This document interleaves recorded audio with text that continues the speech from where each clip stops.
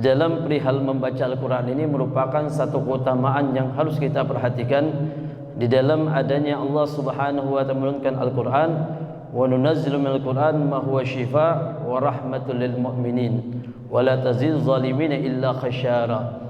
Dikatakan dalam salah satu firman-Nya Allah Subhanahu wa ta'ala di dalam surah Al-Isra ayat ke-82, Allah berfirman, sesungguhnya aku menurunkan Al-Quran di tengah-tengah kalian yang mana tidak lain pertama li syifa, tujuannya menjadi salah satu obat, baik obat zahir maupun batinnya kita, Pak.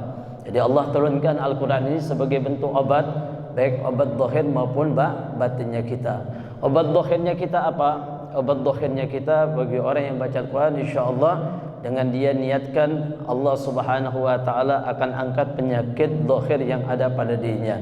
Dan obat batinnya dia, dengan adanya dia membaca Al-Quran, insyaallah Allah akan hilangkan penyakit-penyakit hati. Baik rasa iri kita, rasa ujub, rasa sombong kita akan hilang ketika kita sering membaca Al-Quran. Maka dikatakan oleh Nabi kita Muhammad SAW, beliau mengatakan sesungguhnya hati kalian itu akan berkarat sebagaimana besi. Hati kita ini akan berkarat sebagaimana besi.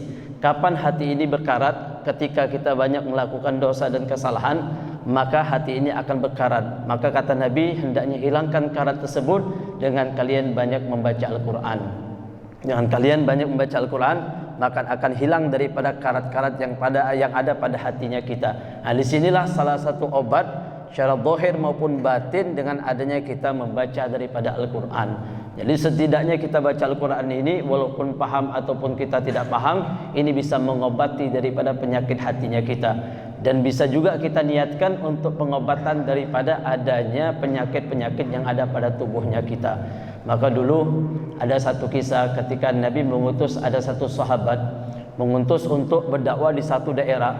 Kemudian subhanallah, ketika itu ini para sahabat rombongannya yang berdakwah ke satu daerah tidak diterima oleh orang kampung-kampung disebut. Mereka tidak menerima daripada sahabat ini datang ke kampung mereka. Mereka tidak pedulikan, mereka tidak sambut. Tidak lama subhanallah mendapatkan kabar sebelum ini sahabat meninggalkan daripada kampung ini, ternyata pimpinan ataupun kepala suku daripada kampung ini dalam kondisi sakit dan belum menemukan daripada obatnya. Kemudian ada daripada di antara penduduk ini mengatakan kepada pemimpinnya, kita kedatangan tamu. Coba bisakah kita minta kepada mereka, mungkin ada di antara mereka yang bisa mengobati ataupun menemukan daripada obat penyakit daripada kepala suku kita. Kemudian dari semua orang-orang kampung tersebut, mereka akhirnya menemui daripada rombongan para sahabat Nabi. Mereka bertanya kepada mereka, adakah di antara kalian yang bisa mengobati ataupun dengan bahasa ruqyah? Kemudian salah satu sahabat, beliau mengatakan, saya mampu untuk mengobati penyakit yang terkena daripada kepala sukumu. Lalu kemudian diajak ini sahabat. Kemudian ini sahabat ketika itu membaca surah Al-Fatihah. Dia membaca surah Al-Fatihah, dia baca daripada beberapa ayat Al-Quran, kemudian diberikan air minum ini kepada kepala suku tersebut. Dan subhanallah, setelah diminum air ini, tidak lama ini kepala suku dalam kondisi kembali normal dan sehat. Setelah meminum daripada ayat yang dibacakan daripada ayat Al-Quran. Ayat yang dibacakan daripada ayat Al-Quran ini menjadi salah satu syifa, menyembuh daripada orang tersebut.